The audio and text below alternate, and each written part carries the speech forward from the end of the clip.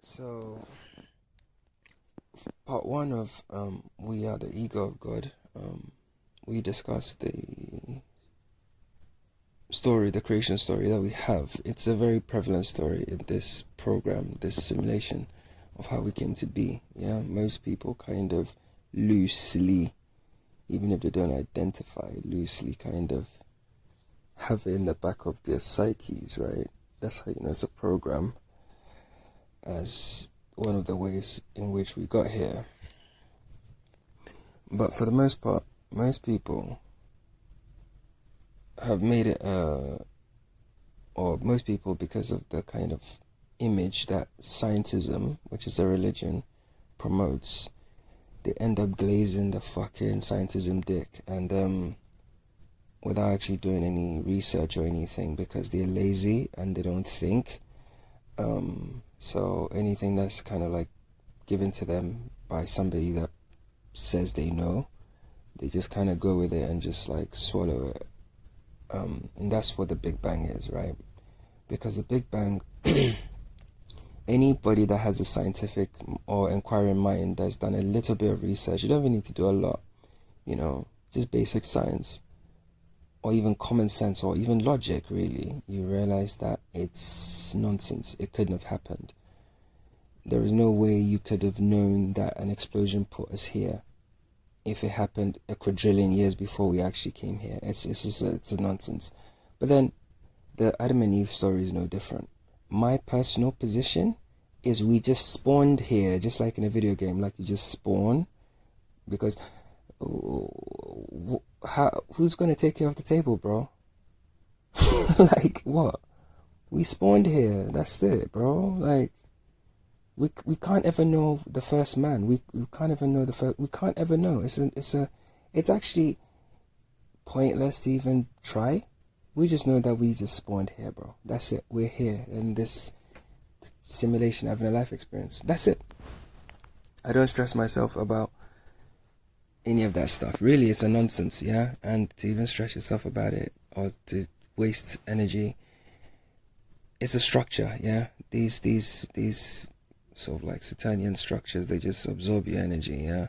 Every week there's another fucking planet, another fucking black hole, and another fucking something, and bro, like we got issues to deal with here on Earth, man, like, you know? So anyway, the first talk I spoke about the man being the ego of God using the creation story.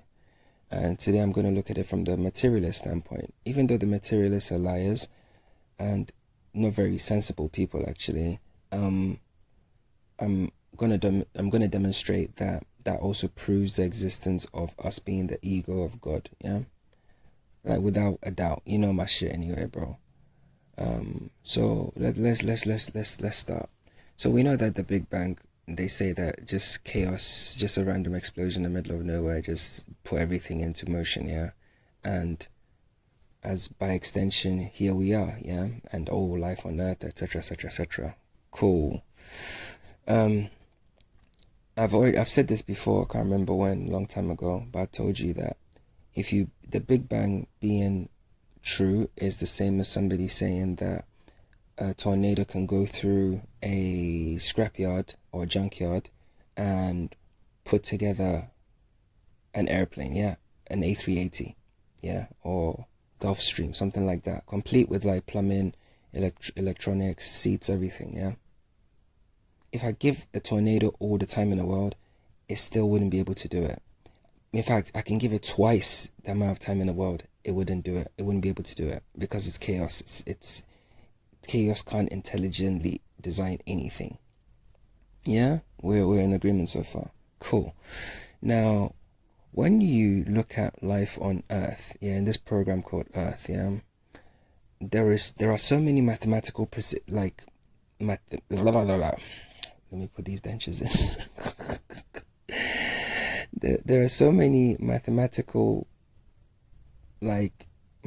precise things that happen here, mathematically precise events, yeah, and mathematically precise cycles that occur here, yeah. So many things that reveal like a hidden or underlying intelligence or design, right, that we can't quite put our finger on. One example being the golden spiral or the Fibonacci sequence, yeah? Like we can't, it reveals itself, yeah? Not only in man, it reveals itself in animals, crustaceans, cetaceans. It reveals itself everywhere, yeah? So therefore, it's an underlying theme, it's an underlying something. Even if you look at it, even if you close off your science mind and you use logic and common sense, if everything in this one place is revealing a pattern, then that pattern must be the underlying source code of the place. It's common sense. Okay. You got it? Good. So we're in agreement on that, yeah? The precision. Okay. Not only that, we have cycles here, yeah? Cycles of 7s, 5s, 12s, 9s. It goes on, yeah? There are seasons here. We ourselves as humans are cycles, yeah? There are vibrations here, yeah? There are patterns here, yeah? There are cycles within cycles. There are dependencies within dependencies. There are interdependencies, yeah, across species, across genuses, across like orders, yeah, across families, yeah. Okay. Not only that, you have the stars above our heads, and the wandering stars that actually, like, the sun doesn't deviate from its path in terms of the ecliptic, neither does the moon or the wandering stars, yeah. Not only that, they're actually then crafting, making shapes in the sky as they go, yeah. Venus is making the flower of life as it goes. Mercury is making a shape as it goes. They're all making shapes. They're dancing in the sky as they go along, right? In this band of the sky where they don't cross over, they don't exceed it, right? Okay. So that also indicates a high level of precision and design. Yeah, it can't be a mistake. It can't be chaos, because chaos can't create that. Are we in alignment? Yeah? Okay, cool. So with that being said, if we have precision and accuracy of the highest order, yeah, not even us humans that claim to be higher order beings can't even replicate this. Yeah, we can't repeat it. Yeah, we can't do it. Okay, we can't create a star, can we? We can't do any of that. It's beyond our capability. Then that means that said chaos that created the Big Bang would have had to have been intelligence of the highest order. Highest. If the Big Bang happened, it didn't happen. But you know what I mean, yeah? Because basically, what I'm doing is I'm making a position out of two theories which confirm the same thing. Yeah? Okay. So that means that high accuracy, high precision, patterns, emergent patterns, dependencies, so on and so forth, indicates the presence of, or the cause would have had to have been supreme, magnificent intelligence of the highest order. Yeah? Yeah, we're in agreement. Cool. Now, with that in mind, we then start to think, okay, cool. That would then have to mean that the Big Bang would have had to have been caused by a supreme or very high intelligence. Cool. Now, here we are on Earth. Supposedly, we're not on Earth. We're in a program, in a sim. But let's just go down that road. Here we are on Earth, yeah? Now, we find ourselves on Earth as extensions of that very original high order intelligence. We are extensions of it. All life on Earth is an extension of it, because all life on Earth was caused by that Big Bang. Get it? Okay. So where are we so far? We've confirmed that the cause of the Big Bang couldn't have been chaos. If it did happen, it couldn't have been chaos. It would have had to have been ultimate, supreme, high order intelligence, yeah? And we are an extension of it. Cool, bingo. We're getting somewhere. Now, being an extension of it, yeah, and we start life on autopilot, we also live life in separation from that cosmic intelligence, yeah? and we also create egos and we get attached to the story. Yeah. So by default, our starting position is actually that of an ego.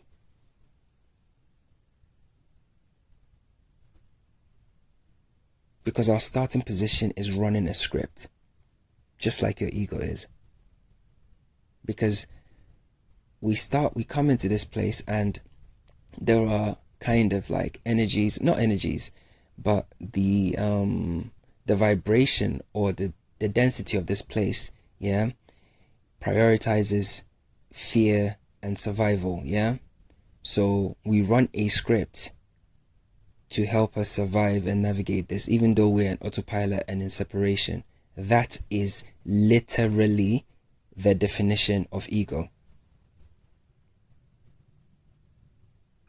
Not only that, we also have the capability, once we suffer like traumatic wounds or psychological wounds or whatever, yeah, we also have the capability of creating another separated self. That's not physical. We create a separated self that also lives in separation, that runs on autopilot, yeah, that is also programmed for survival. So when you actually zoom out and take an objective look, what's actually happening is this. You've got cosmic intelligence, yeah?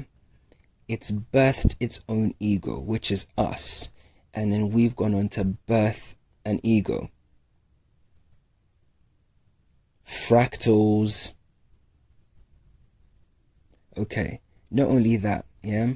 The very fact that we can birth entities is the very act of creation itself.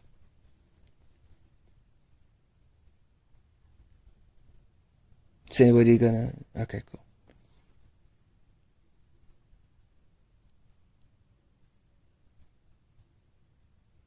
So then you start to realize that, oh shit, even if the Big Bang was true, that confirms that we are the separated aspect of that energy, that divine intelligence. Even though the fucking science wankers will tell you that it's chaos, it isn't. It didn't happen. But let's say in another timeline it happened. That cause would have had to have been supreme intelligence, supreme of the supreme.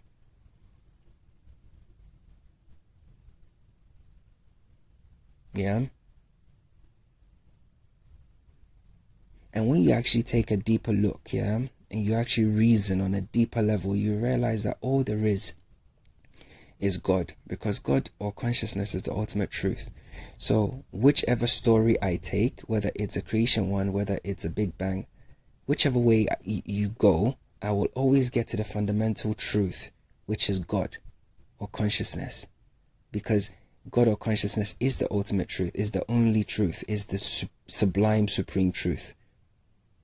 So even within the inaccuracy or the lie or the fabrication, which is scientism, or the lie and fabrication, which is religion, I will still find the truth of God, because God is everywhere. Because in actual fact, guys, and listen close, God is all there is. God is all there is. God is all there is, bro. So even within the lie or the fabrication, God is still there. That's why I tell you, let the hostages go. Because even though they're evil, God is still there. God is everywhere. God is all there is. You can't encounter anything that's not God here, bro. Tell them, I said it. Everything you encounter here is God. It might be in a low state of awareness, but it's still God. Because we are in God's mind right now, in a dream. But you think you're in the physical world and you're spinning around and shit like that. You go for it. You can find God when you breathe. If you actually consciously breathe, you will experience God. If you learn to create or visualize, you see God. God is right there with you. You go into nature, God is right there. You go on People Watch, God is right there. On the street corner, God is right there. You're doing yoga, God is right there. So it doesn't matter the story. It doesn't matter what the thing is, yeah? The fundamental is always God. The common denominator across everything is God. And I've just showed you that that's what we are. We are an extension of it. We are its separated self, experiencing itself within its own self.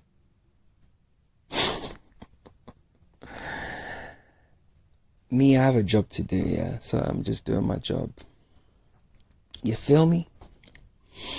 So don't let it go over your heads, okay? Learn to see the divinity in one another. That's the key.